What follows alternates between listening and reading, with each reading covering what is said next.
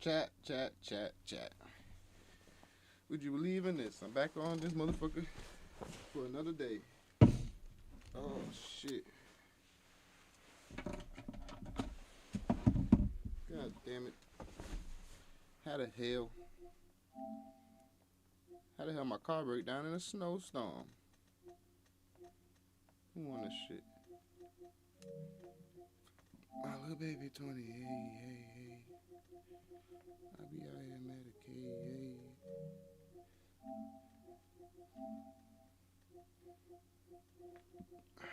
I feel like reacting to some shit. Mm-mm. They say that I'm not a human being, but I can, and I'm on my human feeling. Oh my god, I can't even rock the green. I can't rock the green. Nah, it gotta be a way. That's whack, bro.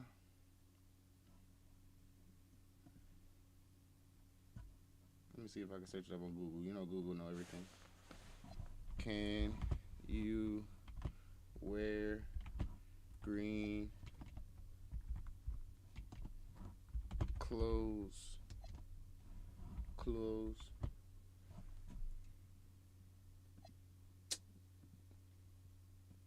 Come on, bro. I ain't say that, bro.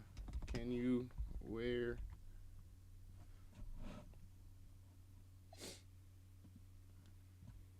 bruh.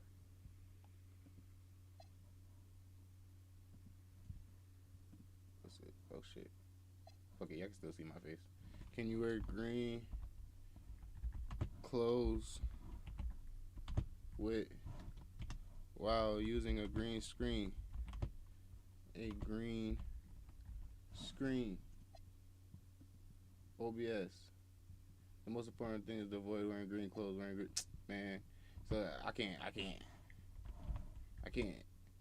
change that. Not recommended. Chroma keying is a technique used in replacing the green background with a different image or video, and it relies on green. Well, it looks like I gotta fucking change.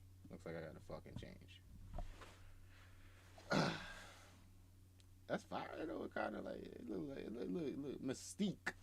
I might rock it. Like, hold on, we might just rock it this way. I'm trying to change the. What the fuck, bro? I'm cold. I just got stuck in a fucking snowstorm. We're gonna do some reactions though.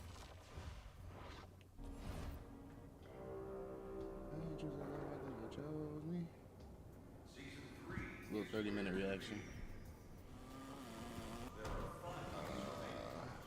How do I get this shit up my screen?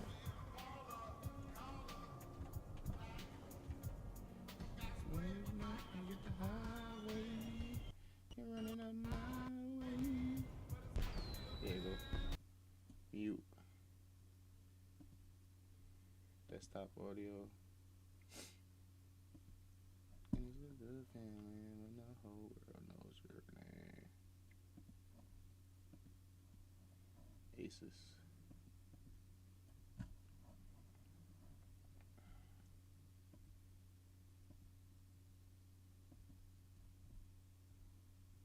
Why is the screen little as hell?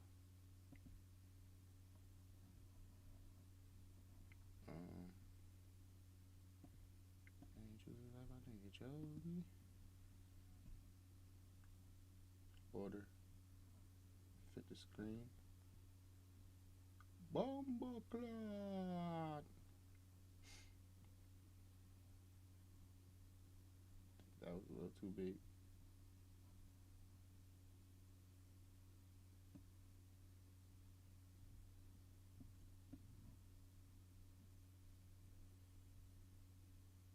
Why is this just so small?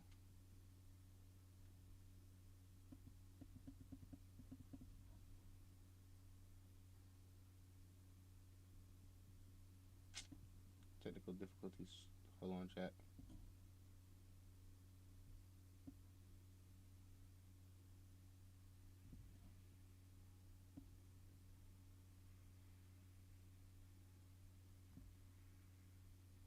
Nah, there's no way. It's something different. Order. Fit the screen.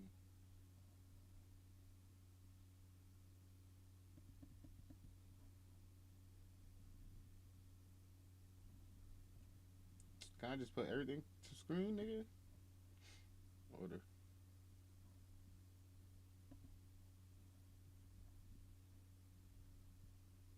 I'm lying if I said I ain't want it.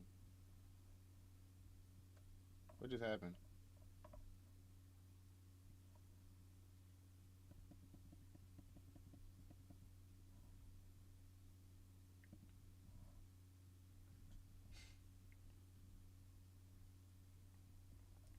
I'm going on for this.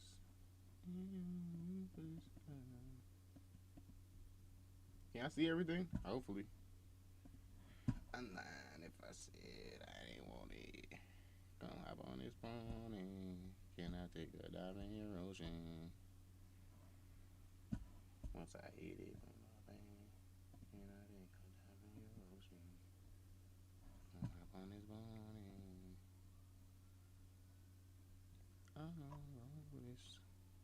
And blocks competition to keep the price high. Big Pharma's game is designed it's to keep good. Americans stuck with high drug prices. Tell I'll Big be on Pharma, the air. no more games, no more excuses. Just on our hands, I'll say. Okay. We kind of have a. Damn. All right. Whoosh, pop the chat. It's your boy. Ain't that Ja? That gotta be Ja. Must be Ja. Back with another banger video. We reacted to Killer realizes she's been caught 27 years later. And what's crazy is I found this on Facebook. Somebody sent me this. This in my home. This not in my hometown, but this near my hometown. It's only like fucking 30 minutes from the crib. So let's see what's going on with these nutcases, man. Hold on. Like the video. 27 years later is crazy. How the fuck she still alive? She already did her sentence. We kind of have a little bit of a mystery on our hands, I'll say. Okay. That we kind of have a little. Let me get my rolling train. I literally just got home. Like, car broke down and everything. Like, this is live, fresh reaction to that.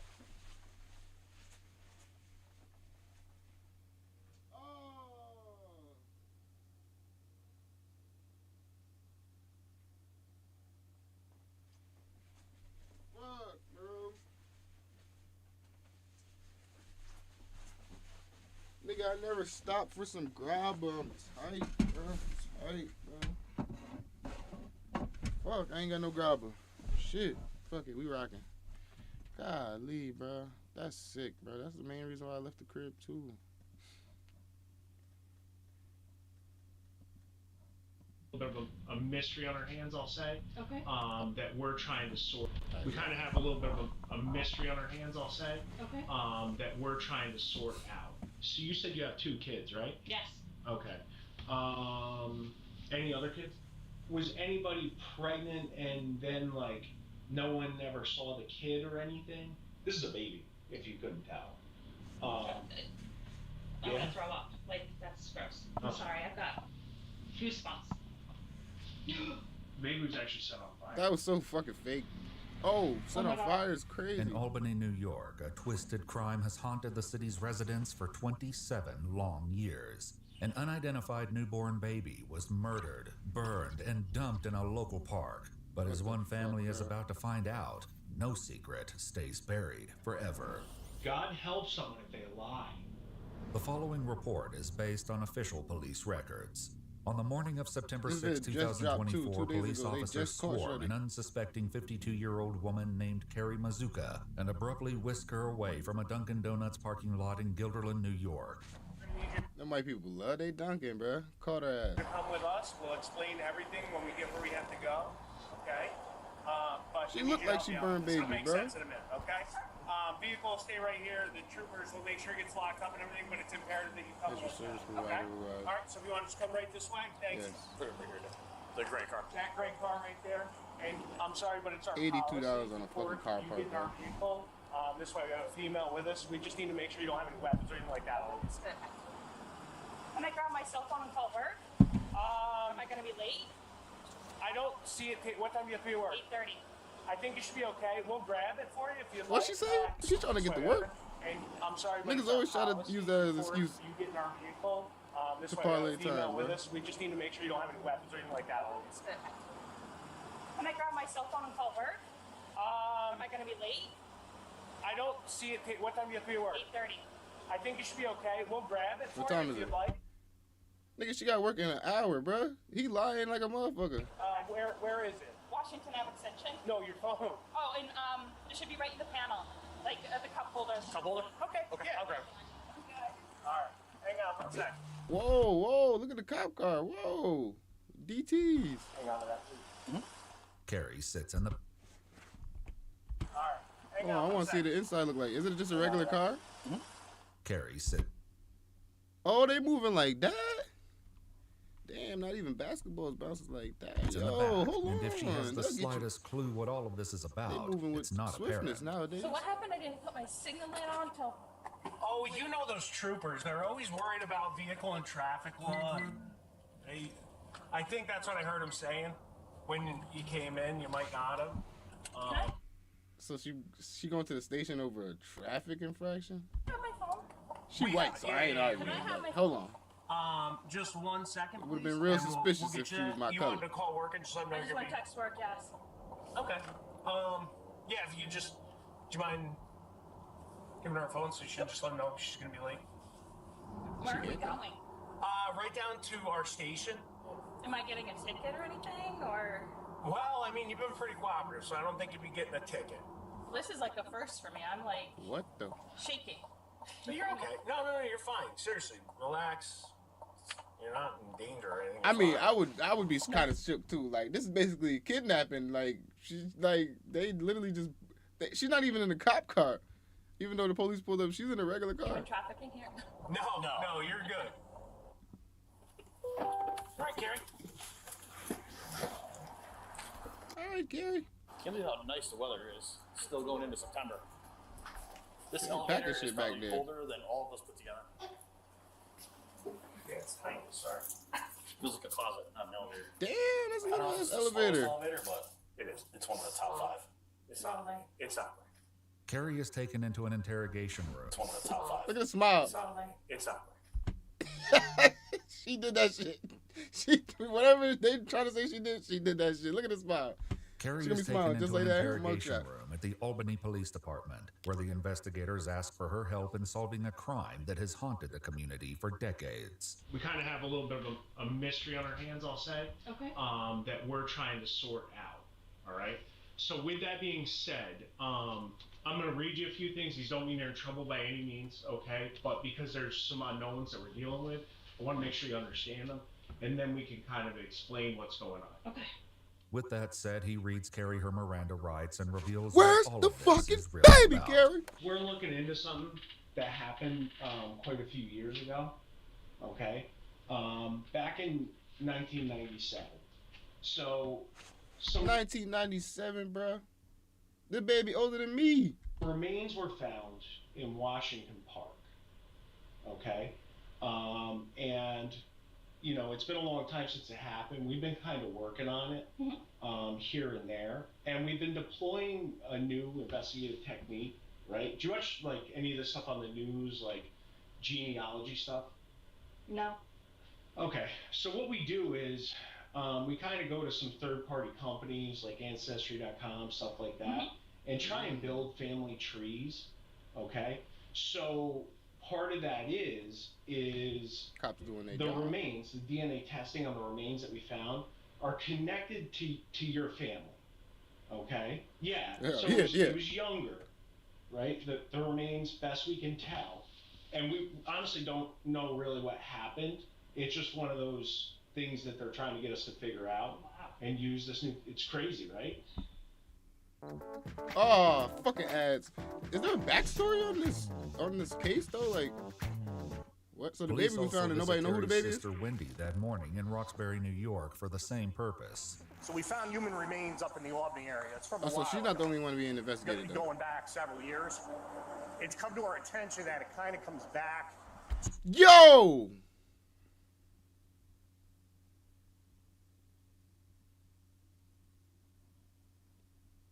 I'm gonna keep quiet. to I'm gonna keep quiet. possibly a relative Now I'm in your interested. family. But Can I move my camera? yeah, I don't even want to move my. Fuck this nigga. but unfortunately, we have to kind of go through and talk to everybody, and then try to get like a buccal swab from people, meaning that's just like a swab of the cheek, to try to figure out whose remains they were. Back in Albany, Carrie guides the detectives through her immediate family, which includes an ex-husband and 2 adult children, as well as her extended family members, none of whom are missing as far as she knows. No one in the family's talked about losing someone that never got accounted for. Younger though, like young. No, they're all accounted for that I know of. Was anybody pregnant and then like no one ever saw the kid or anything? No, No. not that I'm aware of. With Carrie eliminating everyone else in the family, the detective focuses in on her. So you said you have 2 kids, right? Yes. Okay. Yes. Yes, I have 2 kids. Any other kids? No. No. No. Okay. I know it's kind of a personal question, but I have to, it's one of the things I gotta ask. How many times have you been pregnant? 2. 2? Yes. Okay. Very easy, very. Easy pregnancies? Why is No my issues? sound not working on my Twitch? What man? about after? Because like my wife, she got the postpartum. Did you ever get that? No. Shit is I crazy. babysat for so many people in Roxbury. Like I was the town babysitter. Okay. That I think, you know, when I had my kids, it was easy for me because I'm used to crying, screaming children. He ain't asked As for that. important as Carrie's experiences growing up in Roxbury may have been, the police today are only concerned Yeah, he with ain't one asked you all child. that. This is a baby, if you couldn't tell. I'm Yeah. gonna throw up. Like that's gross. I know. So the remains were found where? Can you tell me that? Yeah. You know what it is. So, are you familiar with this area at all? Within Washington Park? I've seen it during Tulip Festival. These flower beds are over here, right by How this my mic's road. on the chat? This is where the remains Oh. are found. Okay. But I mean, easy Ooh, I'm enough. sorry, I've got goosebumps. Oh, it's horrible. The discovery was made Hold on, 27 I years missed ago mad on at that. I missed September mad at that. Hold on. My fault. I was testing the mic. If you couldn't tell. Alright. I'm Yeah. gonna throw up. Like that's gross. I know. Man, I need So some the fucking remains grabber, were found bro. where? Can you tell me that? Yeah. So, are you familiar with this area at all? Within Washington Park? I've seen it during Tulip Festival.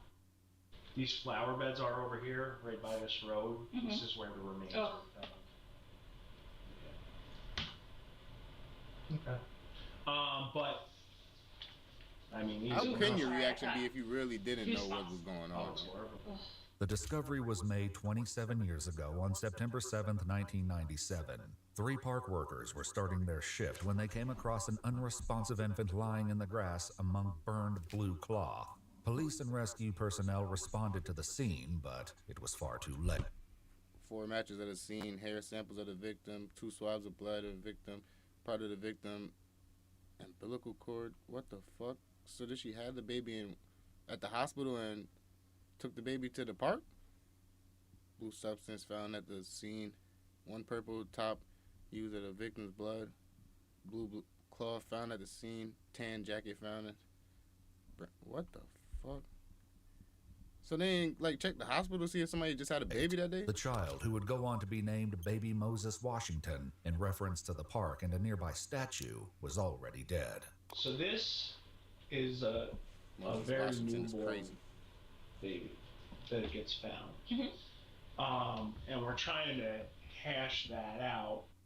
I mean, in your mind, what would cause someone to leave a baby in a place? Anything you could think of?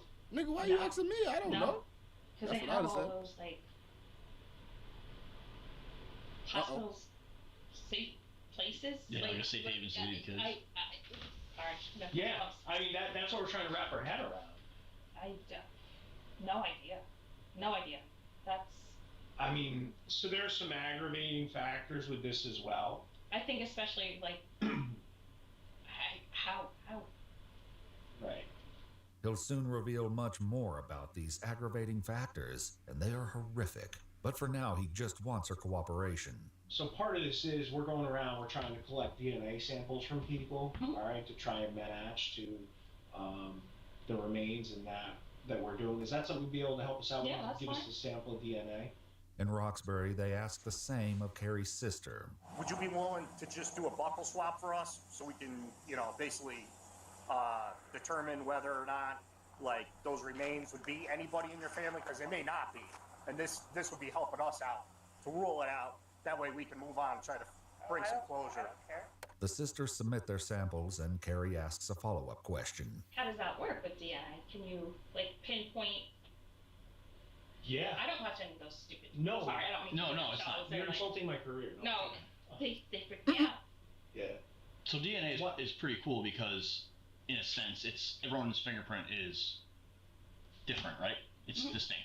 DNA is like your genetic fingerprint. Okay. Oh, cool. But DNA isn't the only key to this heinous crime, and the detectives want to make certain that Carrie, who, unlike her sister, has lived in the Albany area since the 90s, isn't holding anything back. The other part of it is this. I'm not saying I don't believe you by any means, right? But one of the other things we the best way to describe it is we're mixing old school and new school, right? We're doing this new school DNA stuff, but we're also doing the old school in the sense of if people are willing to do it, we're trying to bring it back. Would you be willing to take a polygraph examination for us? Ooh, Sure. Okay. that's too much damn questions. There you got yourself Appreciate caught it. up. Hang tight one sec. ¿Ha Stupid tenido un ads. accidente? Comuníquese con las oficinas legales de That's the music I Brandon get J. from YouTube Rock. Premium, bro. Instead of arranging for a polygraph, however, the investigators returned to give Carrie a clear look at exactly what kind of crime this was. So I'm sorry I gotta show you this, but I do because it is important. Okay. The baby was actually set on fire. Oh my god. Yeah. Yeah. So not only was it I abandoned, can do the same shit. Oh my god. Yeah. So we're trying to figure out, who did it. Obviously, right? Right. No. Because in your mind, I mean, you see that. What's that scream to you? But, That's Crazy. murder. well, But I mean, as I said, everything's explainable. right. But it's not me. I don't know. Especially when we can prove it. That's not the spot you want to be, or someone wants to be. I should say. Right. Right? Like if someone is truly related, or the mother or father of this child, the best thing they could do when we talk to them, and this is just me thinking out loud, is the best thing they could do when we talk to them is be truthful, right? Because what they do is we end up, we go, we get DNA, we make comparisons, and God helps someone if they lie. As the detective ramps up, the woman who maintained for 45 solid minutes that she knows nothing about this long-ago tragedy No idea. No I idea. have no idea. is about to drop a bombshell. Because all you have is your credibility, right? Because 27 years ago, baby Moses gets found here, right? And say you are mom, right? I'm not saying you are, but say you are, right? And we bring you down here, and you say, no, I'm not the mother. I was never pregnant then. What if that's not true? Like, we could figure all that stuff out, right? And then what happens is we go, hey, guess what? We found this baby dead and burned. And the mother said she's not the mother. What's that scream to you? If you're I did it. I did it. You did it? I did it. Whoa. Dead? Wait, hold on. Like, That we shit can was figure eating all her that stuff up. out, right? And then what happens is we go, Look at the blinking. hey, guess what? We found this baby dead and burned. And the mother said she's not the mother. What's She that was gonna give them a scream? chase. If you're I did it. I did it. You did it? I did it. Carrie's sudden confession lands like a grenade, For real, but it's what been the a long damn? time in the making. A full 2 years earlier, investigators were out at Carrie's house in the middle of the night looking for evidence. We are on our way to Wow, Carrie. Altamont, New York for a trash pull. You sick lady.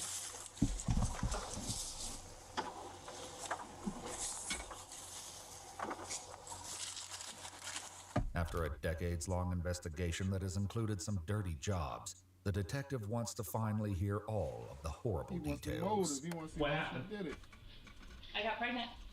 I had the baby. I gave birth in my bathtub. Baby died. Didn't know how to get rid of it. How'd the baby die? I think I had water in the bathtub. I think it drowned. You drowned it? I didn't Think drown it it. drowned. In that bathtub? Oh my. Yes. Inside that apartment?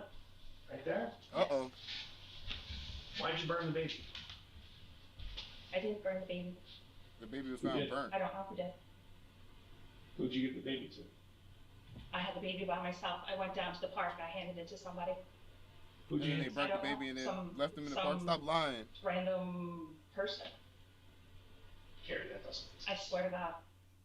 Carrie Swearing has to reduced God her doesn't crime to really little help you more in this than an situation. impromptu Carrie, we want to know real answers. Carrie. for burial, but it's not long before she makes a second vile admission. You did not hand this baby to a random person. That didn't happen. Now you're lying on top of I didn't know what admitting to the do. crime. I set the baby on fire. Wait, what? Random. Before she makes a second vile admission. You did not hand this baby to a random person. That didn't happen. I didn't know what to do. I set the baby on fire. Was it screaming? No, it was dead. It was dead. This grim subject will be revisited, but for now, the detective keeps pressing, certain that Carrie is holding on to at least one more Gotta be. unspeakable truth. This baby was breathing for minutes. This baby was alive. I had it in the. I did. That doesn't lie. This is 27 years ago. Let's clean this up. Let's be done with this here and now. That baby died, not of natural causes. I didn't kill the baby that I'm aware of. I had it in the bathtub. It didn't drown. There's no. At this point, she's been there for 48 minutes. She is late for work. There's no need to keep this bullshit going. Water in the lungs. That didn't happen. It's not of natural causes. There's no trauma, so that leaves one thing. And you know what that one thing is? Suffocation? If you freaked out and did this, that's fine. We need to know. Look. Yes. Yes, what? I suffocated the child. With what? I put it in the bag. Put it in a bag. What the fuck? In a series of shocking disclosures, it's the biggest one yet. After 27 years, Albany investigators not only know who baby Moses was, they know exactly who killed him. But the most horrifying specifics of that tragic day are still to come. Yeah, it does, Did you still hear don't the make baby no crying sense. and screaming? I did not. You didn't hear the baby cry? No, I swear. Not that I remember. I do not remember hearing the baby cry. What kind of bag?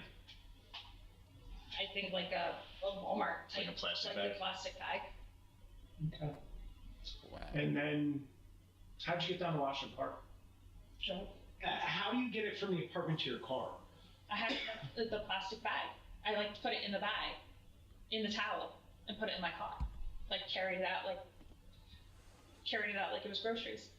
Wow. Carried it out like it was groceries? Carried it out like it was Kinda sounds groceries. Are you kidding me, Carrie? Well, I mean, taking it out like it's trash, you know? Yeah. Treating it like a Did you have in your goddamn mind like, I'm gonna dog. go to Washington Park, or were you just... I think I was just driving. I was just driving. I didn't know what I was doing. And where was the bag of groceries that you brought out at that In the time? back seat. But while Carrie's story is bleak enough, the detective still doesn't think it's the whole truth. And with one more chilling confession, Carrie proves him right. Well, now we gotta talk about the part where the baby stops breathing. And we gotta do an honest account of that with each other. Not a I think, because this is something you don't forget. You probably haven't thought about it in a long time, but She it's didn't even definitely something move. you She don't stayed in forget. I put my Albany. hands over its mouth and nose. Are you sure? She what? Wait. Time, but it's definitely something you don't forget. I put my hands over its mouth and nose. What the hell? Oh my God, no way. Oh. Are you sure? Lock her up. Yeah. And then you press down? Yeah. I think. No, not I think. It's either did or didn't. And I'm not pressuring you to say something, but I need a definitive answer here. Yes. Yes, what? I pressed down. So you killed the baby. Did the baby stop crying when you did that? Again, I don't remember the baby crying, but it must have. I don't remember the baby crying. I want you to think back to 1997 when you had your hand over her mouth and nose. Did you feel those little breaths hitting your hand? Yes. How long until it stopped?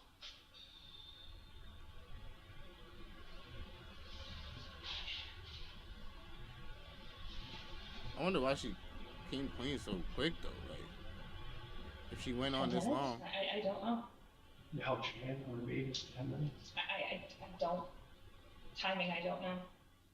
Carrie's darkest secrets are out in the open, but the detective wants to know more about one of the crime's most disturbing aspects, the scorch marks on the baby's body. I started to walk away. Baby. Why did you burn and then the baby? I was afraid that there might be evidence on the towel. So it wasn't the baby, it was You were trying to get rid of the towel. the towel. I was afraid my fingerprints or whatever would be on the towel. So I wasn't setting the baby on fire. I was setting the towel on I brought fire. the towel, not the baby. Not Bitch. at that time thinking that the Why not just take the towel off and set it on fire? Or take it with you? that Yeah. not Because those match not, we. not in the right headset, not in the right frame of mind, not. Fair enough. Carrie, who was 25 at the time, says that the baby's father was an ex-boyfriend from Roxbury and that she only realized she was pregnant after moving to Albany. Have you ever told anyone? 40 now. Nobody. Now she about to go to jail till she's 6. Well, they never told anybody? No. Mom, dad, Nobody. sister, nobody? Nobody. Just kept it inside the whole time? Yeah. Do you remember seeing all the stuff on the news about it? I do not. I didn't watch the Didn't news watch. after. No. So a lot of people actually showed up to that funeral. A lot of people.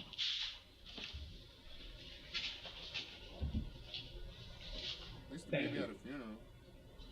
A lot of people, for a lot of years, We're wondering. wanted to know. Not even for someone to be in trouble. No, people don't care. People just want to know. Blocked it out. I just, I just, even today, I just, like, it. If you could say anything to that baby right now, what would it be? I love you and I'm sorry. What the fuck? Why do people just If be he saying asked you, bullshit? why'd you do this to me? I was young, stupid, and With Carrie's story having continuously evolved since the start of the interview, the detective summarizes her statement to make sure he's got everything straight. You went into the bathtub where you ran warm water, I would assume? yeah. Where you ran warm water, and then you delivered the baby. You pulled the baby out. You cut the umbilical cord. Cut it Yeah, with your because they right said hand or your umbilical left cord. That's why I was like, she had to I'm just have that right-handed. baby. Right-handed, okay? You recall baby moving around. You don't recall if it was crying, but you know it was alive because it was moving. You put the baby down. You cut the umbilical cord. You take care of yourself. And then you placed your hand over the baby's nose and mouth and applied pressure until the baby stopped moving. Did you know you were going to kill Oh, it? so basically they're just when trying to you get were like a doing full that? confession right now, so they know exactly what. Yes. I think yes. So you knew what you were doing, but you did it, correct? Right. I knew what I was doing. I was young. I was stupid. I didn't, Okay. yeah. So you intentionally kill this baby, then after about an hour, you go to Washington Park and set the baby on fire. And if that baby were alive today, you would say, I love you and I'm sorry. Now that I'm older, wiser, have kids, and yeah. And that leaves only a few questions left to answer, including a big one. So she had kids after this one? Why did I do it? Yeah. I think I just had no clue what I think I was just in shock. You're in shock. Had you met Jason yet at that point? We were working together. Did you like him at that point? No, he was engaged. We were just co-workers. So this is something you were young and you were scared? Yeah, he doesn't even know about this. What's it feel like to kill someone? Terrible. Terrible. Like, walk me through your emotions. I always ask everyone that's killed someone, and you're not the first person. Shame, embarrassment, hatred of myself.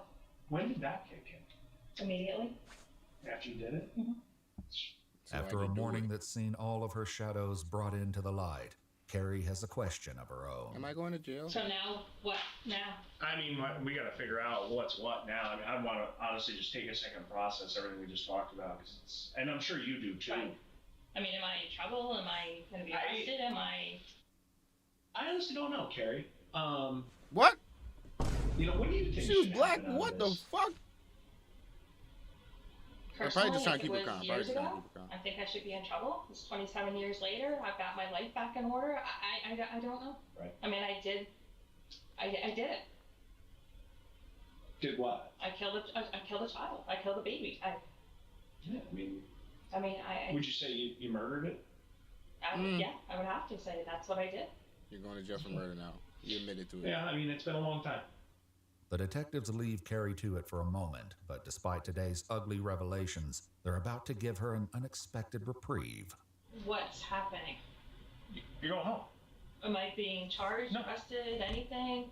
No. Okay. What? Are we missing something? What?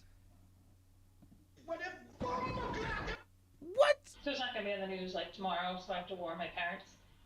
No, it's not going to be on the news, right? Now, moving forward, is it possible that you could be arrested at some point? Maybe. Yeah. I'm worried about my career and everything too, you know? Yeah, rightfully so. Now, hindsight, you know, like I worry about my kids and my relationship with my kids. Oh, yeah. I mean, they don't speak with their father at all. I'm all they have, and this could... I mean, here's the thing. Everyone's got skeletons in their closet, just of different degrees, right? Yeah, but this is killing somebody. You know what I mean? Like, what the fuck is going on? I'm actual confused. murder. Why is everything But so Carrie calm? is indeed free to leave, though the detective ends the interview with a note of caution. Am I, like, I'm supposed to be going to Florida in November. Am I free to go to Florida in November? Or What is the that a fuck? down Now the she road thinking about thing? vacation? I mean, that's a down the road thing. I mean, let's take it one thing at a time here. Court records state that Carrie went to work after the interview before going home, where police had secretly installed an eavesdropping device. She vacuumed the house and, quote, treated the killing of this child as nothing more than a singular moment in time and of no consequence. 1 week later, They try to see Carrie if she go. Mazuka was They arrested try to see for if she go second. home and feel some type of way about it. But what the fuck, bro? That's crazy. So they been in her crib and they had put some cameras in there. So they been watching Shorty. Thing is that I mean, that's a down the road thing. I mean, let's take it one thing at a time here. Court records state that Carrie went to work after the interview before going home, where police had secretly installed an eavesdropping device. She vacuumed the house and, quote, treated the killing of this child as nothing more than a singular moment in time and of no consequence. 1 week later, Carrie Mazuka was arrested for second-degree murder, So what the hell if she'd went tampering home with and physical fucking evidence, crashed and out? concealment of a corpse. And just have a seat. If you can have a seat in this chair. So. Oh man. Do you need any water? Do you like have a water? Yeah. You want any snacks or anything like that? I'm good. Carrie is back in the same interrogation room, but this time there are no investigators to talk to. As it turns out, the detectives got all they needed last week. When you placed your hand over the mouth and nose of the baby, was it breathing? Yes. After a deal with the prosecution, Carrie Mazuka pled guilty to 1 count of manslaughter in the first degree and 1 count of tampering with physical evidence. At the sentence hearing, the prosecutor, referring to Carrie's maiden name, said, "Today we know the baby's identity as Baby Spielman, and its young life was nothing but suffering and pain." So where was the towel when you set it on fire? Under baby? By baby? The prosecutor went on to say that Carrie's 9-pound, 3-ounce infant was found wrapped in a blanket, and he was completely burned on his entire back, including the back of his head. Wow. In a recorded jail call, Carrie said, "Do I deserve something? Yes. Do I deserve to lose everything in my life? My house, my possessions, everything? No." Why did you set the towel on fire while it was on the baby? This shit. To get rid of DNA or fingerprints, or I'm saying fingerprints because we're talking DNA today. Game changer, right? At the hearing, the judge looked at Carrie and said, right? "I'll call him Baby Moses and not Baby Spielman, because the detectives and officers who found him and gave him that name showed more love and consideration for your child than you ever did." Damn. On April 18th, 2025, he sentenced Carrie Mazuka to 25 years in prison, followed by 5 years of post-release supervision. She's incarcerated at Bedford Hills Correctional Institution in New York State. If you'd like to see select new videos early and help us keep uncovering case files that rarely come to light, you'll find extra footage and unseen details on our Patreon. Channel memberships here on YouTube also include early access to select new videos. Damn, son. What the comments say? When the detective asks you what you think should happen to the person who committed a crime, you're fucked. I can't stop watching these, but cannot be good for my mental. If you're showing images of the victim's body, you're going to jail. People like this walk among us, absolutely insane. Nah, that's what's really crazy. Shorty looked like a random white lady. Imagine being one of her adult children and learning you had a brother and your mom suffocated and burned his body. There is no way she actually thinks they're driving her to the station to give her a ticket. That I did it had weight of 25 years behind it. Nah, yeah, she said that shit quick as fuck. So no one back then put 2 and 2 together and, hey, you were pregnant last week, where's the baby? That detective made her fold like a lawn chair in a hurricane.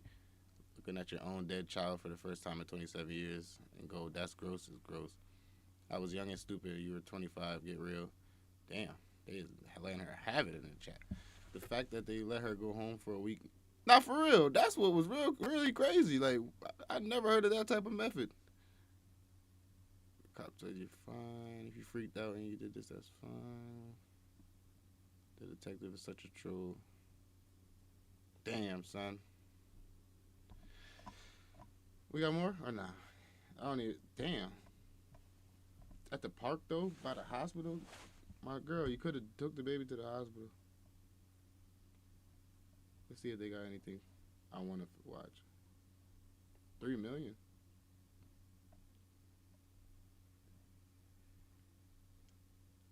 Wow, bro. That's really sick.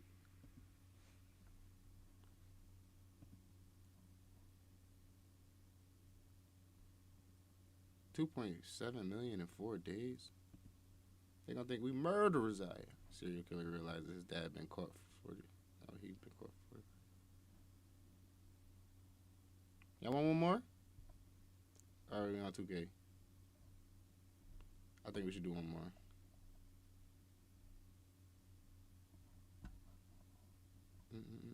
You don't find too many black people on this shit. Woman discovers her boyfriend's horrifying secret.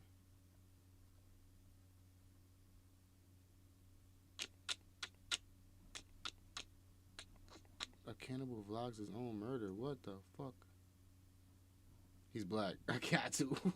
It's always after just talking shit about it later. Always the mission is first. That's Chill. I ain't even get my intro in. Chill. Hold on. It's always. Alright. What's poppin', chat? It's your boy. Ain't that Ja? That gotta be Ja. Must be Ja. Back with another banger reaction video. We got when a cannibal vlogs his murder. Shout out to EWU Crime Story Time, you know, for these videos. They always blessing. Back with another banger. Now let's get this rolling. Coming back. There's always. I'm over here to try and fix my Steam Deck. That's what I'm doing on these videos. That's the skulls are getting cracked. Though no one knew it at the time, Alexander Kenua was about to do something unthinkable.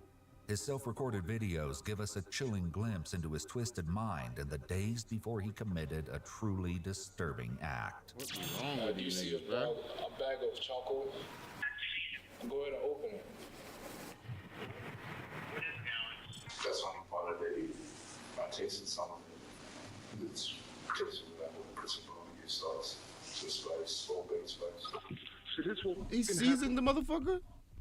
No way. Those give us a chilling glimpse into his twisted mind in the days before he committed a truly disturbing act. What happens after the fact, man? A bag of charcoal. Go ahead and open it. After you eat the person, man. How your body feel? I tasted something. It's tasted that whole principle starts to spice, all bait spice. So this will happen so that you keep doing that shit again, that's gonna keep it happening. My nigga, On barbecue the morning sauce. of May 25th, 2012, 37-year-old Kujo Bonsafo Agie Kodie, an international student from Ghana, went out for a morning jog. This nigga ate another black nigga, bro. Oh, Splashy Vibes with the sub. Go looking for the sub, my boy. We're gonna. Oh no, hold on. I got a new emo for subs. Where that? Hey. Hey.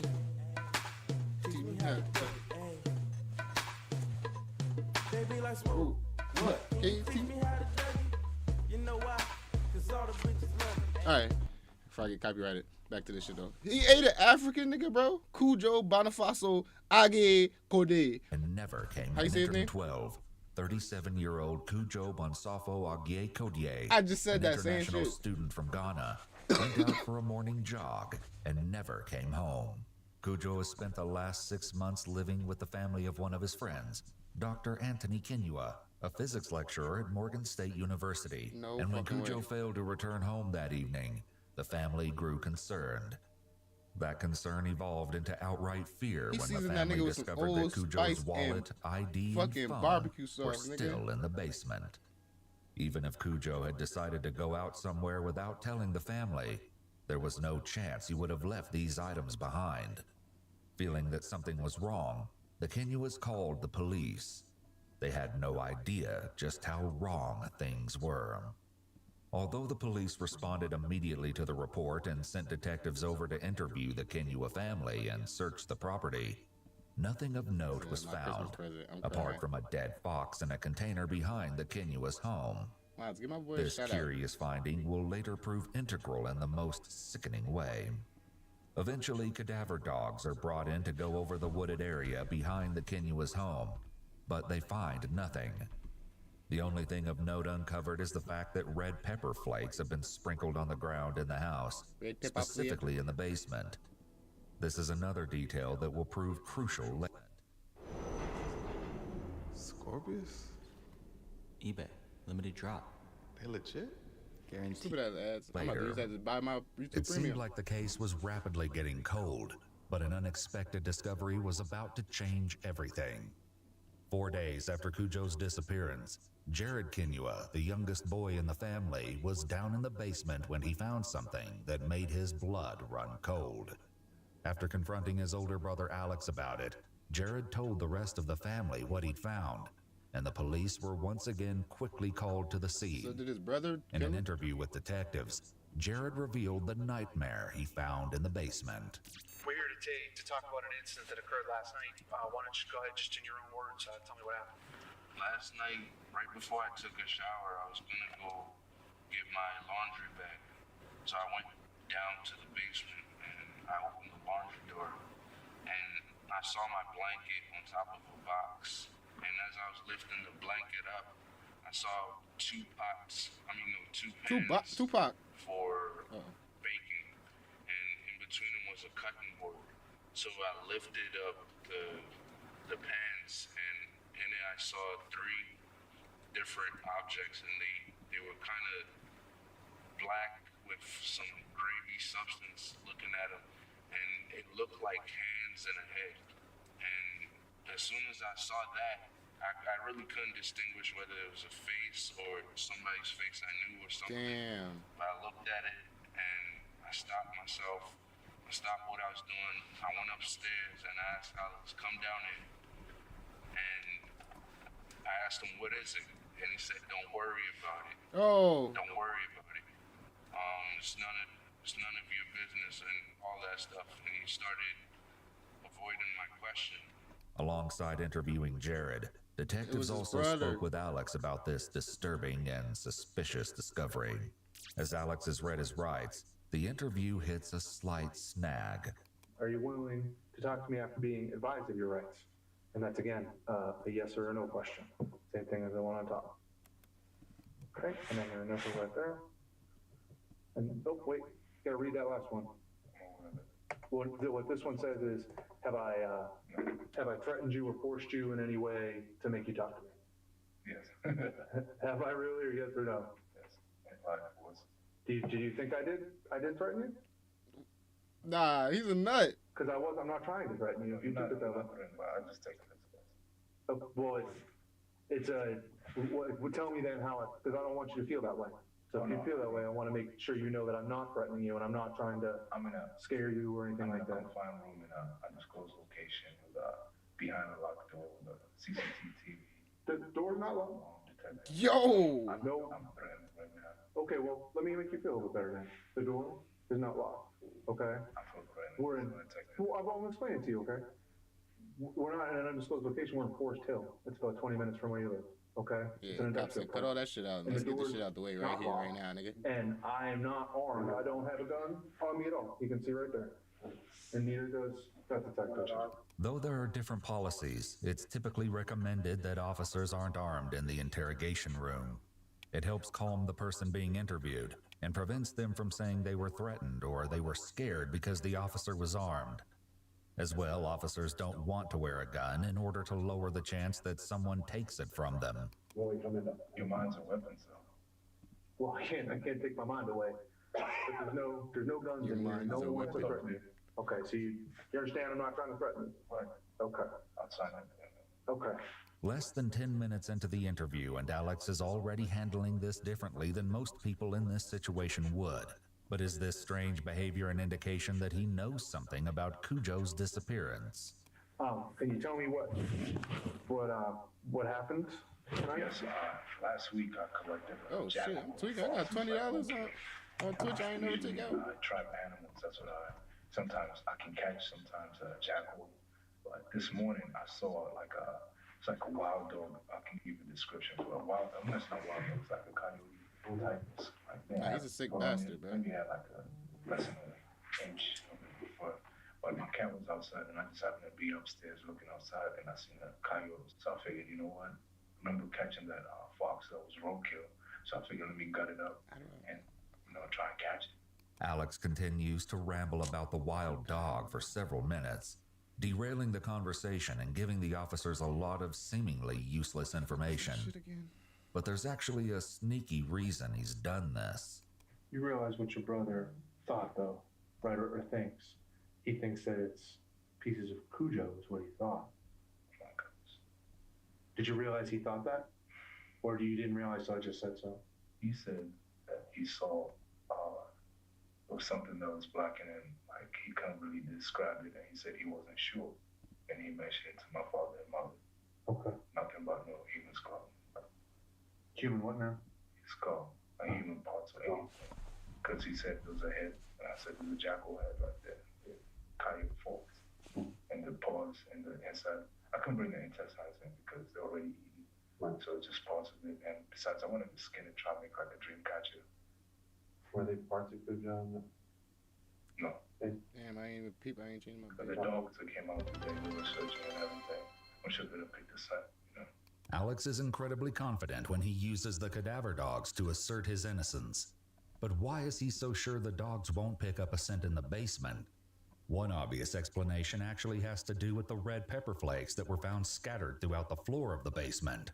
It's a commonly believed yet disproven myth that red pepper flakes can fool cadaver dogs into not smelling human remains. What they can do is potentially burn the dog's nose, but this would still not prevent them from indicating remains if there were any. However, as will later be uncovered, there is a far more sickening reason that the dogs didn't pick up on anything in the Kinua home. Still, it's entirely possible Alex believed the myth about red pepper, especially given some of his self-recorded videos. Now the question is about planning the unthinkable, because now how are the new powers going to use nuclear, biological, and chemical weapons? Sooner or later. So this nigga filmed this whole shit. This shopping season, save over $390. Book a lot. I'm not even paying attention. The countryside is going to be torn in battlefields. It already is in battlefields. It's slowly erupting. Protect your neck. Nobody is safe, no matter where you are. It could be even in your own room. It could be even in your own school. It could be in anywhere. So why would your brother think there are human parts? Because he's been around animals. Said you guys used to cut up animals back on the farm or something like that. We've cut up goats not far from here no more. And he seems to think that what he saw tonight were human parts as opposed to animal. Well, I showed him the carcass that I actually had, so. He's just confused, you think? I don't say he's confused, he's very smart. Alex quickly steals a glance at the detectives after saying this, potentially trying to measure their reaction to his self-contradictory response. With Alex adamantly sticking to his story about the cut-up animal parts, detectives decide to switch gears. You know where Cujo's at?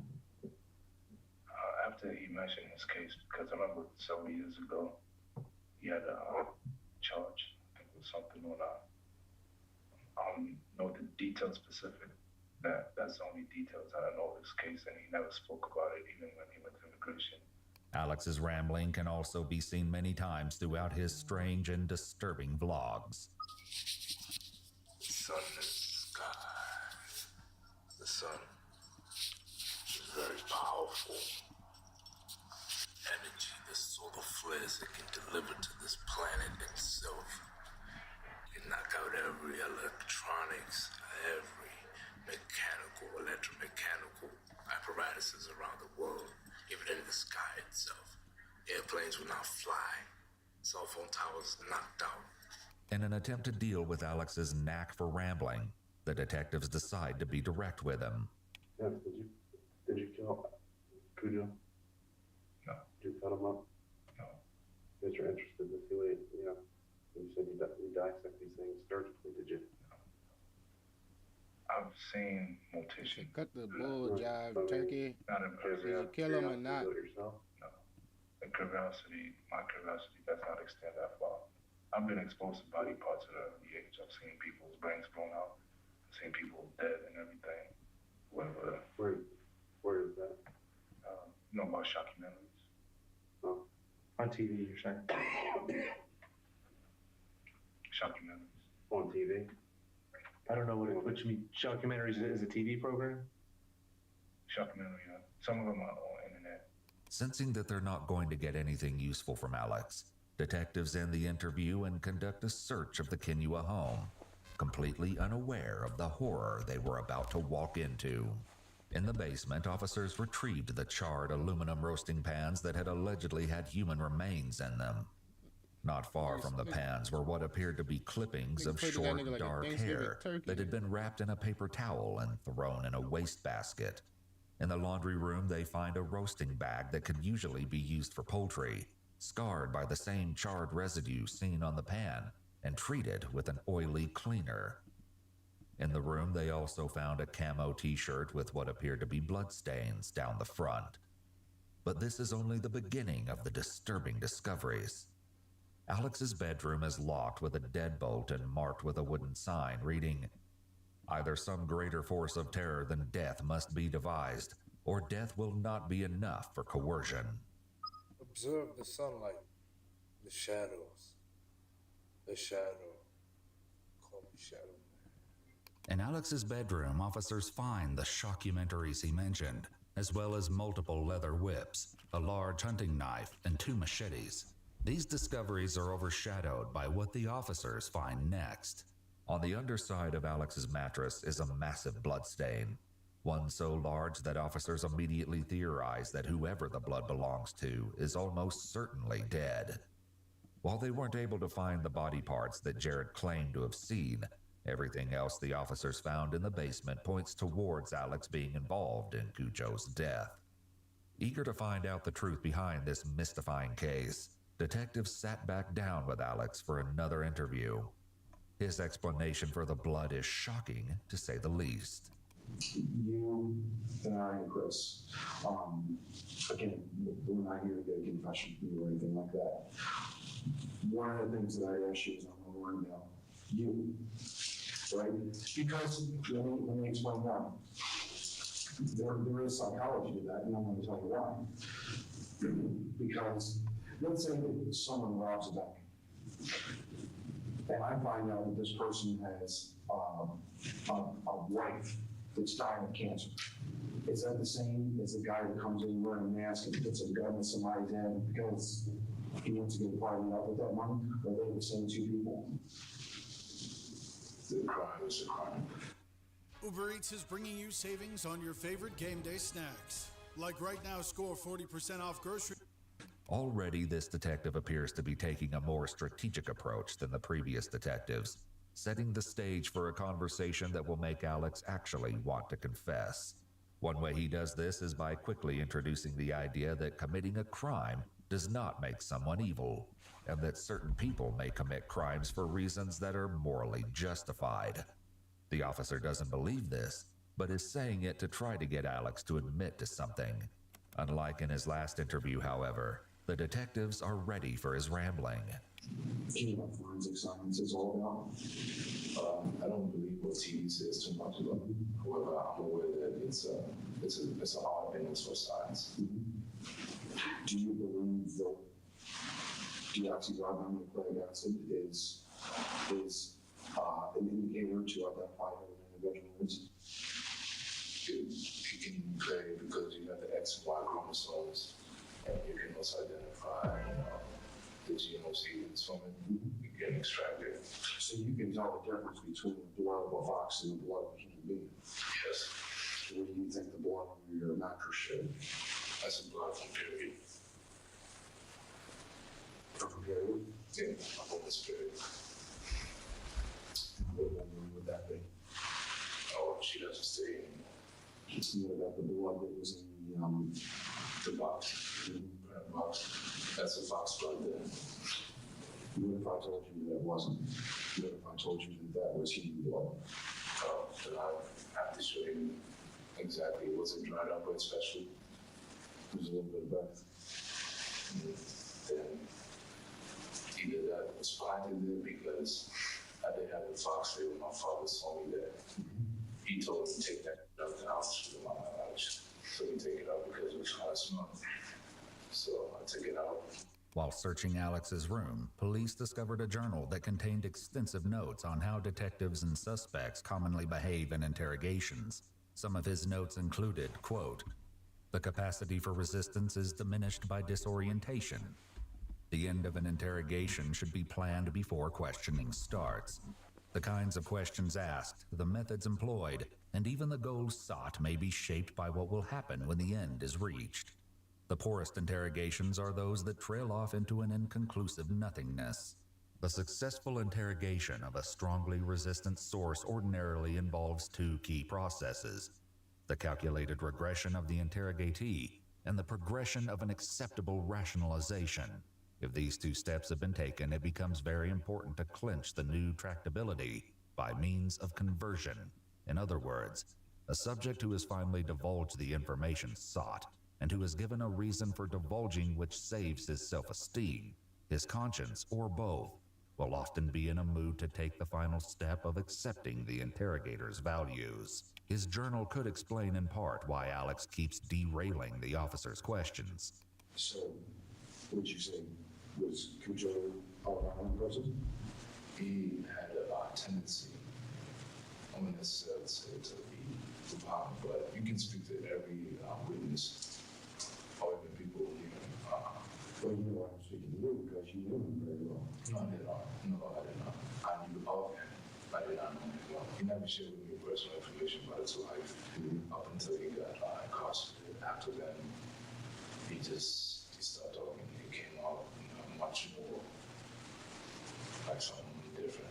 In 2007, 5 years earlier, Cujo was accused of assaulting a female graduate student at Morgan State University, the same school Alex currently attends, and trying to scare her into dating him by obtaining her social security number and phone number. Cujo wasn't only expelled from the school, but he was found guilty of a fourth-degree offense, stalking, harassment, and sentenced to 18 months in prison.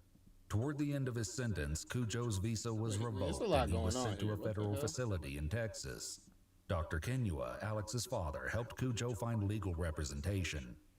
After his release, Cujo moved in with the Kenuas. Although Alex is stating that he doesn't know if Cujo is violent, that's not quite true. He referenced Cujo's case in the previous interview, and even went so far as to say that Cujo talked to the Kenuas about it. You know where Cujo's at? After he mentioned his case, because I remember several years ago, he had a charge. He mentioned something to my brother about the woman who got him in trouble, something like that. Alex seems to be downplaying Cujo's dark past, and it could be because he has an unsavory past of his own. So, every physician is the sum of moments that came before. Preparation ensures readiness, so knowledge can save. You yourself were caught up in a situation not too long ago at college where you were accused of an act of violence. If I wasn't there, I don't know the circumstances behind it. Can we just break it down real quick? Sure, if you want to. Well, I couldn't even find that right now. That's how I look at it. I stay with people who want to jeopardize our college experience and also our education growth. I just happen to be in the mix of it. I could have moved, I should have moved, actually. But because of that person and their behavior, which jeopardized my safety, bringing people times and then pinpointing rumors on me, I'm not necessarily rumors, feeling threats. So I had to defend my own. You stopped the threat. I mean, definitely I don't. The only fact is that how I went about it, because I didn't go outside to look for him. He came to look for me. He came to our apartment.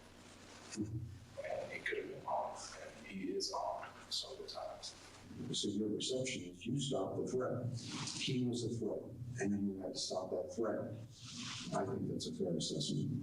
Don't you? Okay. Before Alex had returned home from college, right before Cujo's disappearance, he spent a few days behind bars.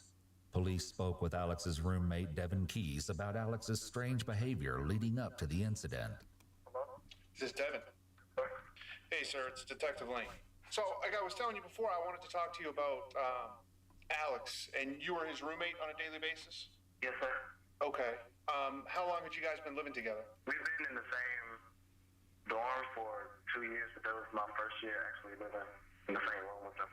Now, were you a friend to Alex, or you guys just lived together? Yeah, I was a friend of his. Okay. In the last couple years, had his behavior changed at all? His behavior started changing in I'll say about December or January of this last year. Okay. What kind of things did you see that made you think his behavior was changing? Well, he just started acting different. People could have been united. You should mistake with someone and me. Why? Why did they let that go?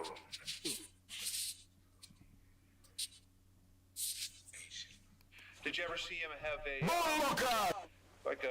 skeleton hand? Not a real skeleton, but like a medical skeleton type of thing. Yeah, he had one of those. He had one of those. Now, when did he start carrying that around? I'll say around March, maybe. Did he ever do anything in his rooms that were strange or out of the ordinary? He had weird videos that he used to watch, and then he would he had like chanting books or something like that. Chanting books? I call them chanting books because they're not like normal. Well, I don't want to say normal religious books, but I was something kind of like voodoo, I guess. Voodoo kind of thing. Yeah. The videos you're speaking of, what kind of videos would they be? War videos, like torture, stuff along that end. Oh, man. Other people who knew Alex also noticed a change in his behavior. Alongside carrying a medical skeleton around, Alex started going by the nickname Mufasa. The latter fact became known when an RA had responded to a situation in which someone going by the name Mufasa had broken a window in an apartment building. But this wasn't the incident that resulted in Alex's time in jail. The young man he assaulted down there at your dorm room, did him and that young man have a problem? Like, was there kind of tension between the two of them, or did it surprise you that he did that?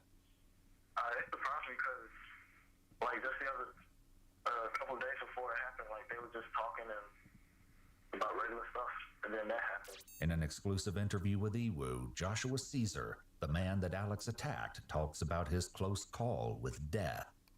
I knew Kenua as an acquaintance. We both went to the same school together, Morgan State University. Joshua said that he was meeting a friend after graduation and decided to wait for her at the apartment where Alex also happened to live. And when I walked through that door, as soon as I crossed the threshold, I heard what I know to be God at this point now. Put your arm up. I felt something waving over me. And so I put my arm up, and underneath my arm, I could see a man standing there with a black sheet over his head. And I was knocked unconscious. The man in the black sheet was none other than Alex Kenua. Alex had attacked Joshua with a baseball bat wrapped in barbed wire and chains. I woke up in the back of the house. Fortunately, Joshua's friends, Mac and Meriwether, were nearby to intervene before things took an even deadlier turn. Mac opened the door. He says, "Stay in here. Don't go anywhere." I said, "What happened?" He said, "Stay here." Then he closed the door. About a few seconds later, I hear a bunch of rumbling, dum, dum, dum, dum, dum, dum, dum, and commotion. I didn't know what was going on out there still to that time. Matt came back inside, and he said, "Come out." When I came out, there was blood all over the place.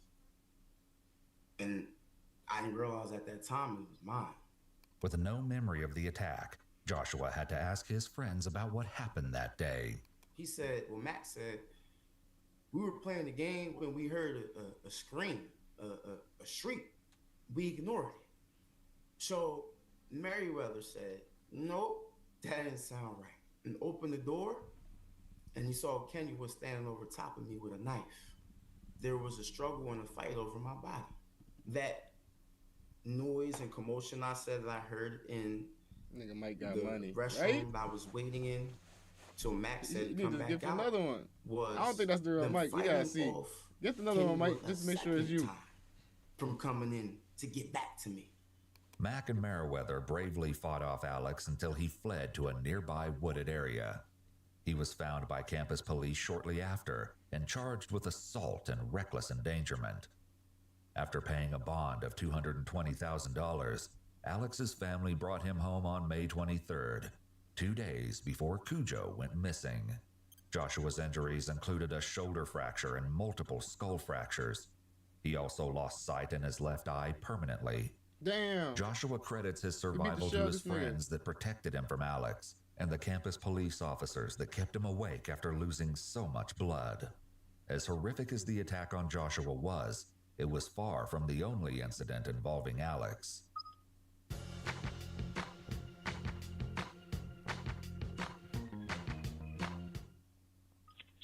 Yeah. I beat open your bed and I jerked off and I fucked on. Got something to say, man? Wait.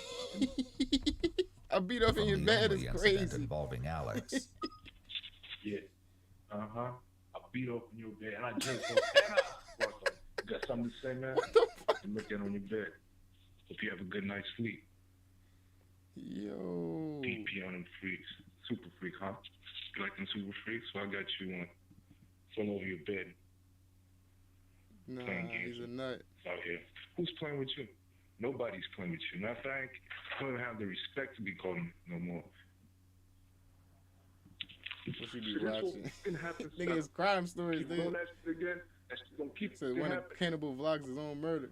Listen, next time I'm shit will be devil. Here's what's gonna happen. See your clothes?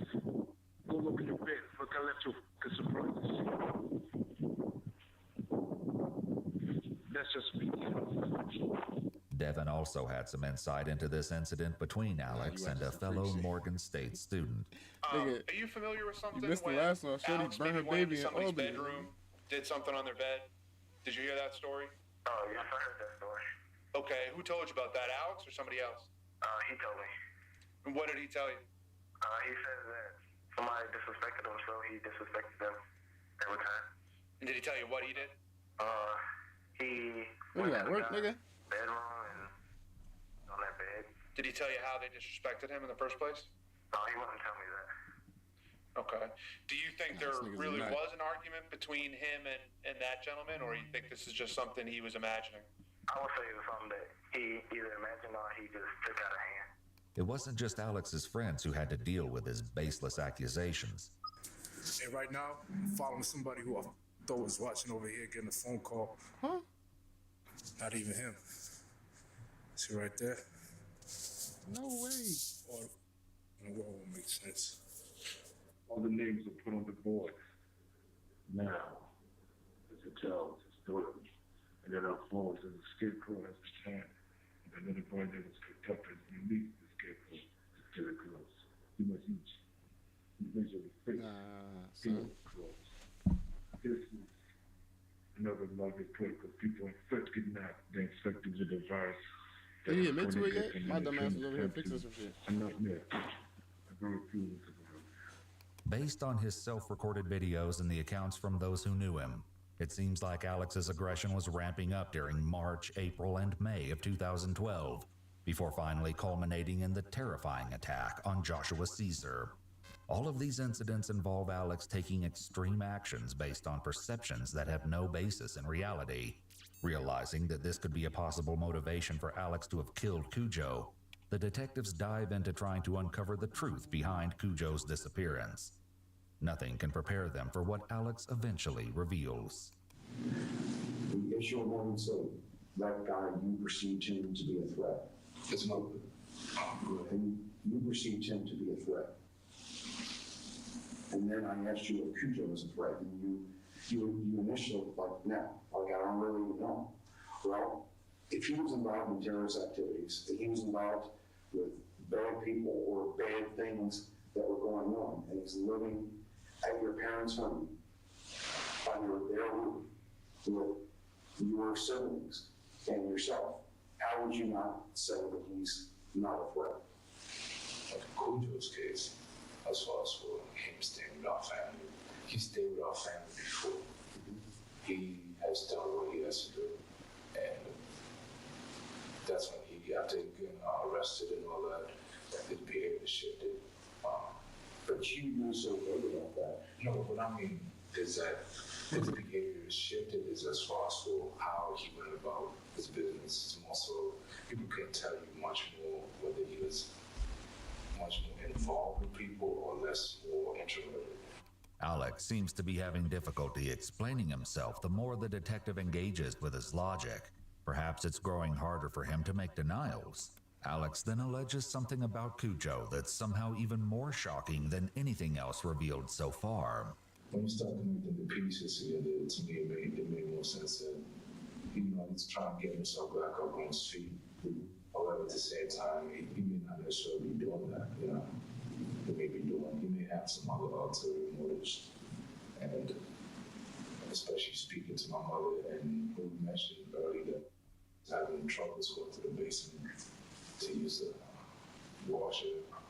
And I spoke to him. I said if Cujo put his hands on him, and that's when I knew that something was wrong, and then I just went ahead and just fixed it. I didn't know something, but something that happened. I don't think anything happened. How do you feel about that? I don't feel nothing. It doesn't get you angry? Anger is a big thing. Anger is something. However, don't get wise. So, couldn't be getting wise, stopping the threat? Stopping the threat could be something. The pain is gone, the pain is going, they couldn't believe it, but now it's flowing, they fucking saw it, they got their mouths zipped up, cause they know when they up, it's gonna get zipped up and thrown across the cut, they couldn't sort it, they couldn't sort it out, the body's moving down it, but then now it's so distorted. Listen, you are responsible for what happened to Cujo. As far as his death goes, why you committed that act that caused that. That's what I need to understand. I do know that he has been manipulated and taking advantage of my father's good heart and my family's. Oh, okay, that's why he killed the nigga. New Hugfit 360 waistband versus Why'd he eat him? a soccer ball. Will it's You're not going to stand for that. Is that fair? Right. And on top of that, he also gives us signs, like I say, classifiers, terrorist behavior. Well, I do know. Like, I know how he acts and everything because I have, you look at my bookshelves and the type of books and material that I read, like with him, he sat directly next to my library where I have those type of books there.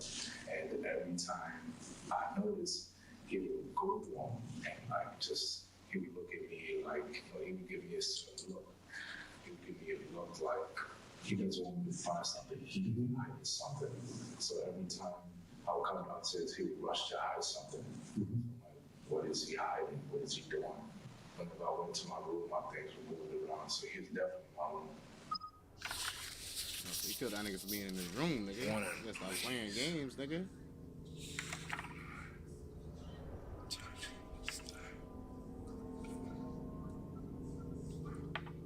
Damn. This isn't blood? Nah.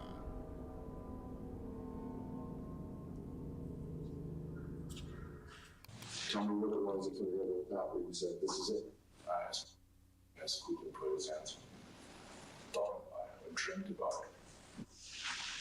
So, was this something that you planned, or was it experiment when you confronted him? I didn't confront him. I told him already that night.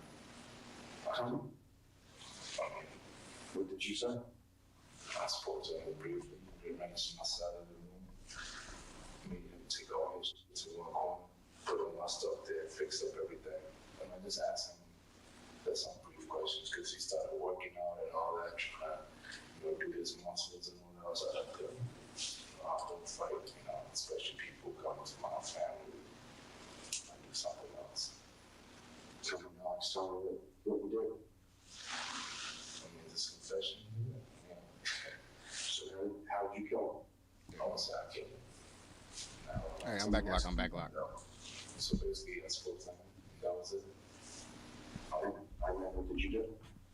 After speaking to him, did you hit him with a hatchet? Did you hit him with a pipe? I don't go into detail. Life is terrible. But it could be terrible. My family, I could be burning my family right now. With this proclamation, Alex has fully admitted that he believes he killed Cujo in order to protect his family.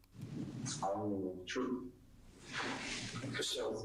So again, you're a logical, well-thought man, right? Who was there when you took his life? Just you and him? Because he can't talk. Just as the detectives start to make progress, things take a turn for the bizarre. I talk to dead people. Well, right now, I'm not interested in talking to anyone down. I'm only interested in one person, and that's Alex. That's my only interest. Whether or not Alex genuinely believes that he can somehow communicate with the dead, the phrasing and tone of his retort, as well as the fact that he's bringing this up unprompted in a serious murder investigation, arguably betrays his intent to be defiant. He doesn't want to roll over just yet. Detectives have to once again do their best to get him on track. But clearly, you perceive Cujo as a threat to your family. There was a point in time where a decision was made by you that this has got to stop. This is going to end right here. There's two things I don't know. Is it something that was a spontaneous because of something that you did? Or is this something that you said, this is how I'm going to fix this problem? It was spontaneous. I look at it as Cujo, when he started doing the things he did, started moving from house to house, then I knew that something was up. And his personality, just based on his character analysis that I was conducting, I was like, something's about to go. And I knew it was either my family or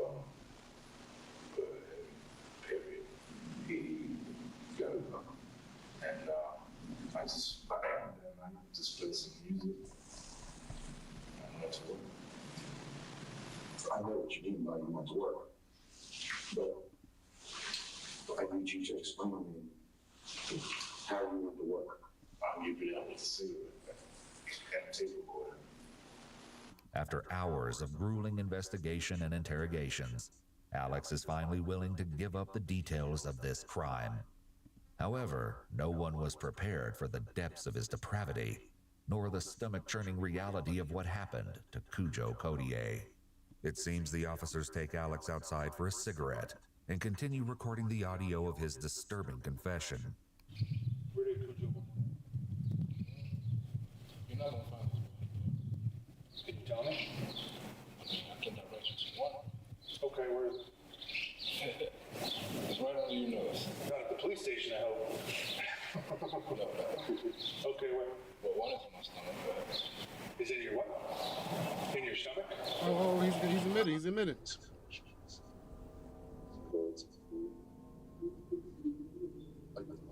Are you fasting? Are you starving? Are you hungry? What's going on? You will go eat food. You want to go eat food. You are wrong. Man. What part was that? What part was what? As startling as this admission is, Alex isn't done with the horrifying reveals. When did that happen? Yesterday. Yesterday? The other body parts, are they... Can you give me an idea where they are? You might be able to know. You might find them. Did you put them in the rest of the body? What? Is it the rest of the body itself? You just cut out certain parts? Or... So that's dissected. That's dissected? So you're just... I mean, what charges am I facing right now? I mean, I'm already facing 30 years. So, what charges am I facing? What charges will you be facing? Well, what you're telling me, you took his life, yes? Okay. So, I'm asking. I know it was rhetorical. I shouldn't have said that. Did you take his life? I mean, he's not in existence. Okay. I could have helped him fake his death. Well, obviously, that would be murder charges. I mean, you're a smart guy. I mean, you know what they're basically going to be. Let me go tell you. If you can tell me, are there pieces of Cujo in and around in or around your house? Excuse me. Is that a yes? You looking for his head? Yes. And his head is taken care of. Is it in the? How is it taken care of? Can you tell me any more than that? His head is. Do you have anybody at the house right now? Mm-hmm. Can you get him on the phone? Sure. Through the phone, Alex guides the officer to his gruesome leftovers. Okay, go to the dining room. Okay, there's a big cabinet, a white cabinet that has like glass shelves on it.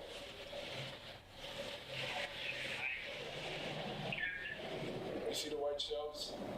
Now go to the bottom, move the box of books over there. At the bottom of the cabinet, move the boxes and open one of the shelves. Do you see a bag of charcoal? Go ahead and open it. Do you see it? Okay. What is this inside the bag? What exactly? That's the only part. That's the only part. After recovering Cujo's severed hands and head, the officers were set on retrieving the rest of his remains. Alex revealed that he disposed of it in the dumpster of a nearby church, and went so far as to brag that the chances of recovering it were slim to none. However, when officers investigated the dumpster for themselves, they discovered 2 duffel bags inside, infested with maggots. As they tried to remove one of the bags, it tore, and the officers were forced to watch in silent horror as Cujo's torso slid out and hit the pavement. God. Just wanted to, before we were outside talking, Alex was telling me, I'm just gonna put the same report right on the table, okay, Alex? Sure. Alex, if you can, since Tom wasn't sitting here just a second ago, just run through that with what you were telling the other detective.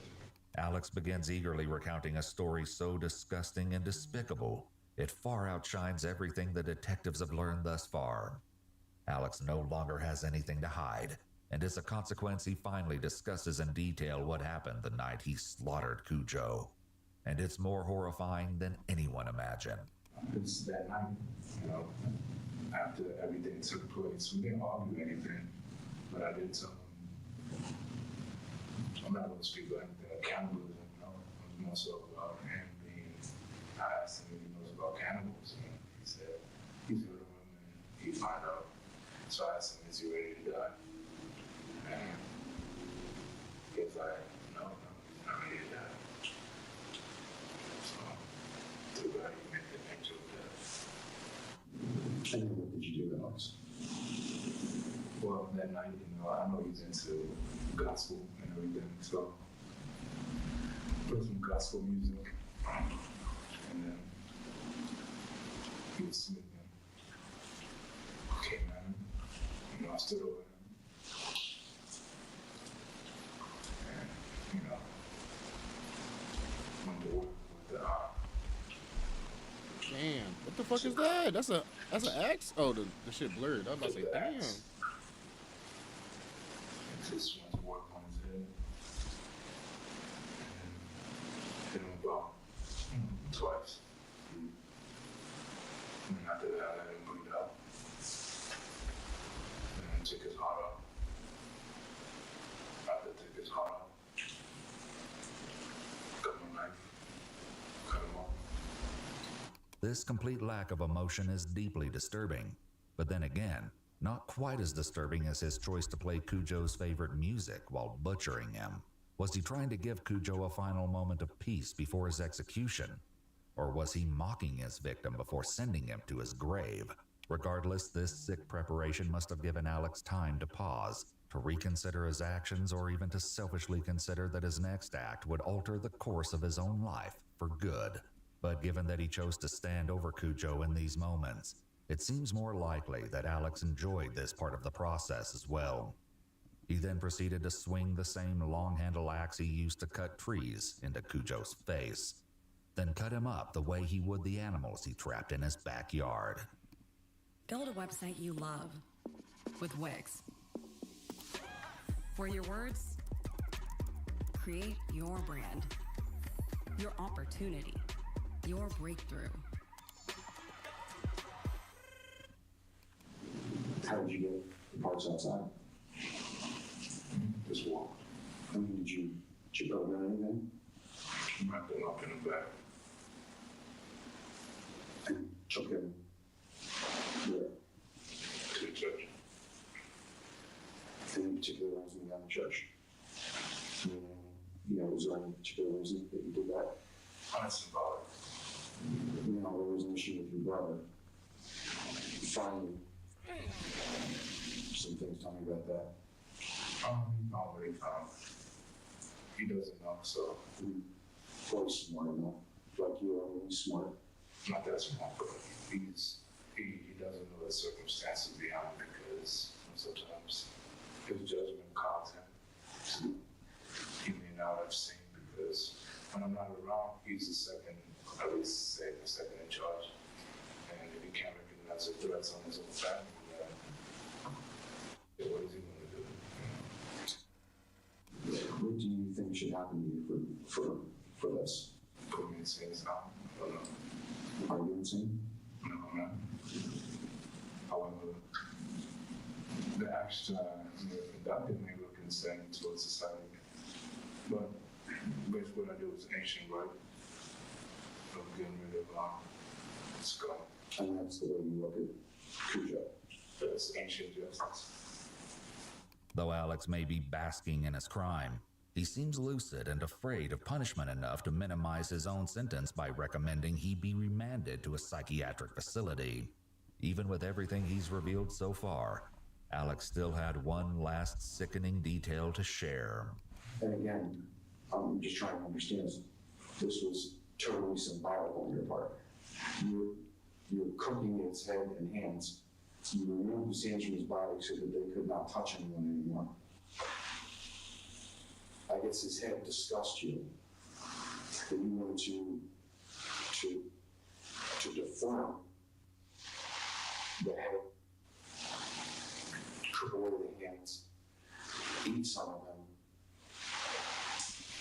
and he made his heart. That's only part of it. I didn't eat his head. I tasted some of it. It's tasted like a piece of barbecue sauce. Did you use some barbecue sauce? It's just spice, whole baked spice, whole baked some sea salt. How do you feel now?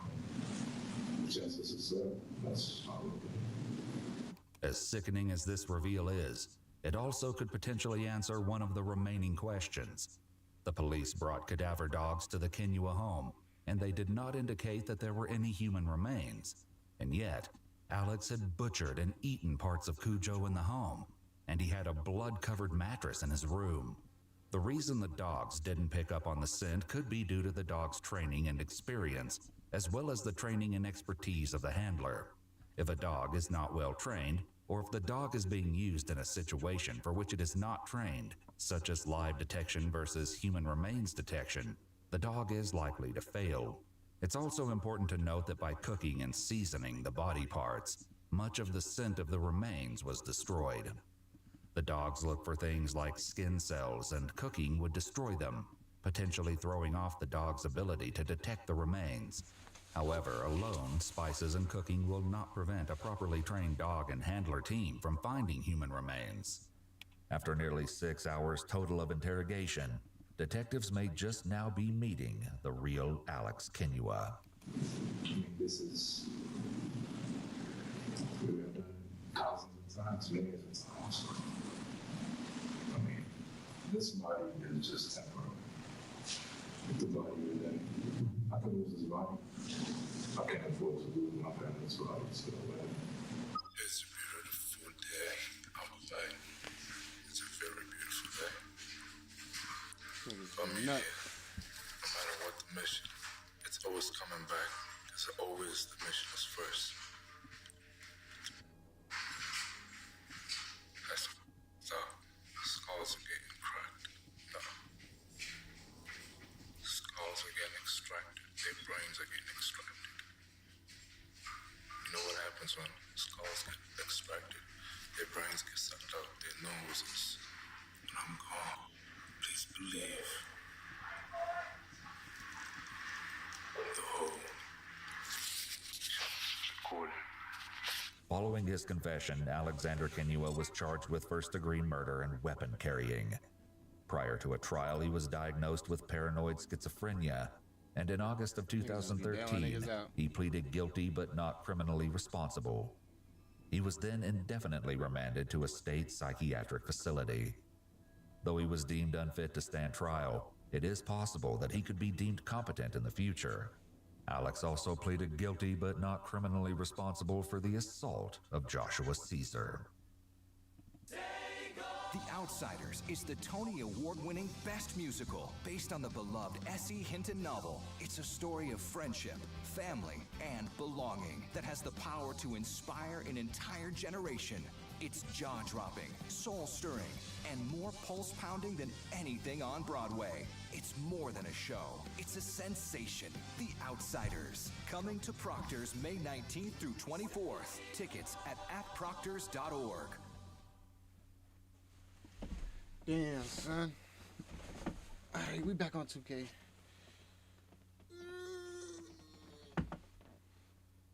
Shit. Imagine all the people living in our lives to be.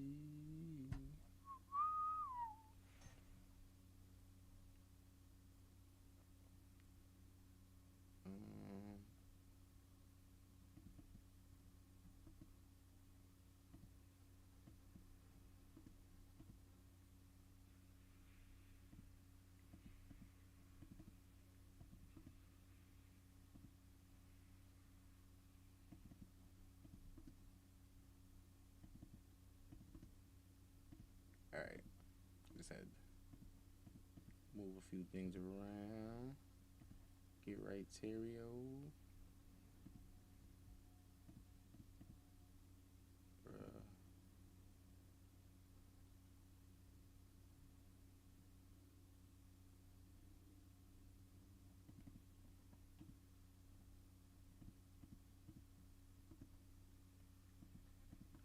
Kenshin.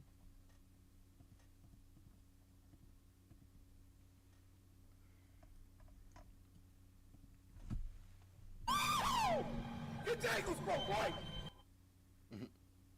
I bet we lit. I just spelled ankle hella wrong. Ankler.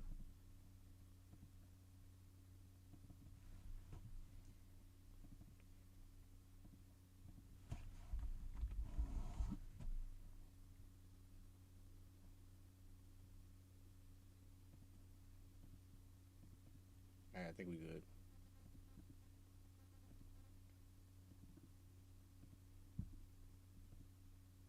LeBron James.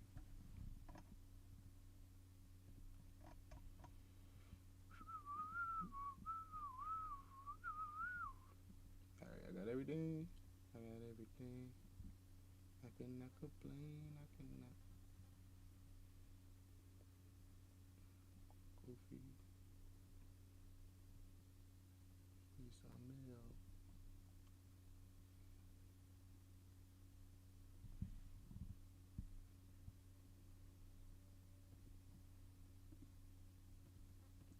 Yep, get all these right here. Boom, boom, boom, boom, boom, boom, boom, boom.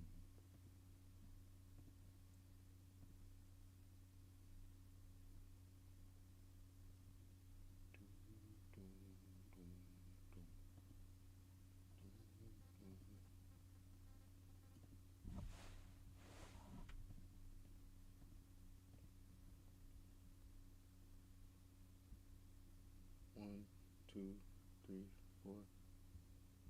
1, 2, 3, 4, 5.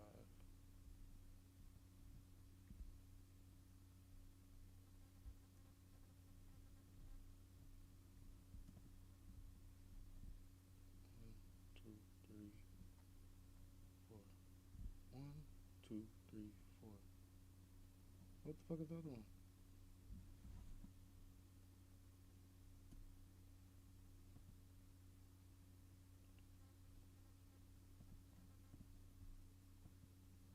Oh, blocked by Jane. Ball. 1, 2, 3, 4, 5. 1, 2, 3, 4. 1, 2, 3, 4, 5. Damn, I can't fucking read. Alright, bet. Just get me out of here. Still looking like we got something to lose, like we got something to prove. Making millions just and I lose. Fucking game turns off.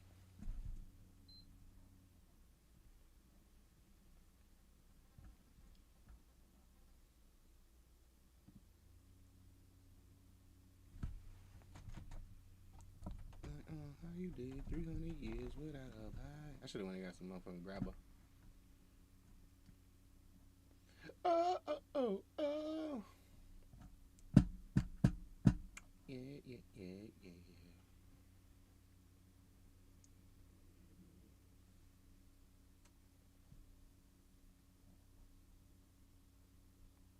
What?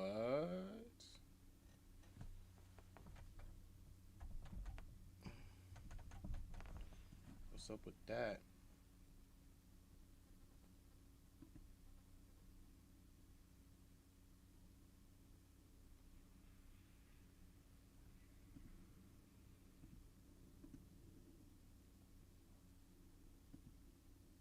Fit the screen. What wrong with him?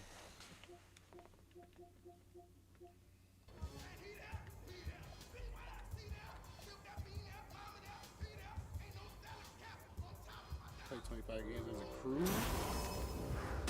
Where the crew at?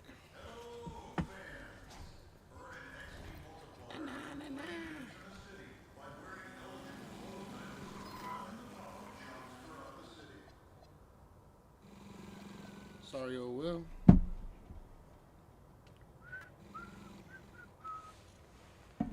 She said she wanna roll with me and smoke with Momma.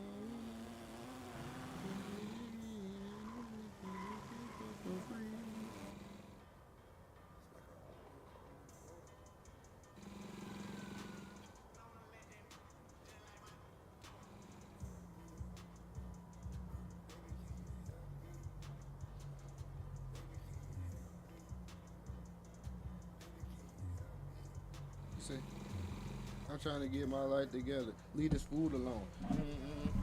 This fat shit getting more than old.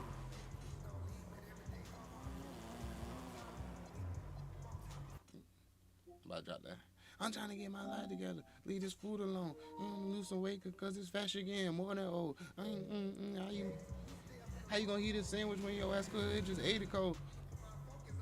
We got 50 niggas in the hold on. Bitch, I ain't even done yet. I ain't even done yet. You trust me? They ain't with you. They only want 17,000. Would you want me? I can't lie.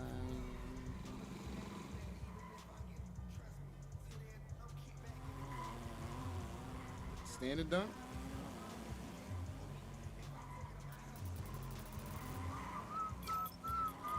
I hate when I'm driving to the hoop and he don't dunk. And this nigga.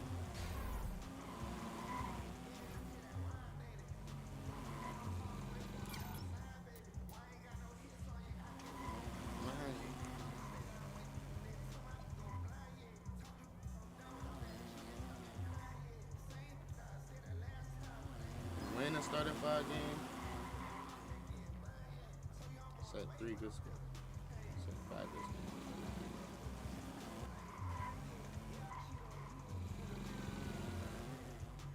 I don't know about winning a starting 5 games. I'm up in the try hard in it.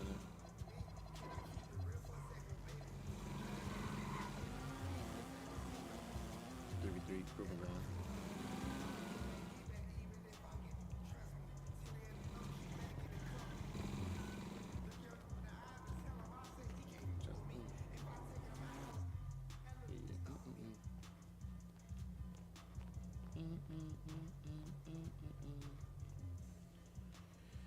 Do you love me?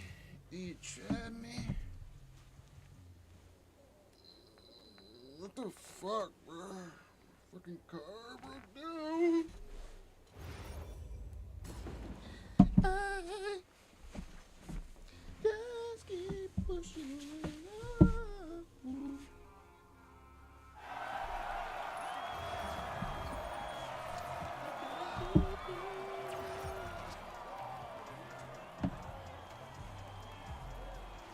Tell me you're in it. I know.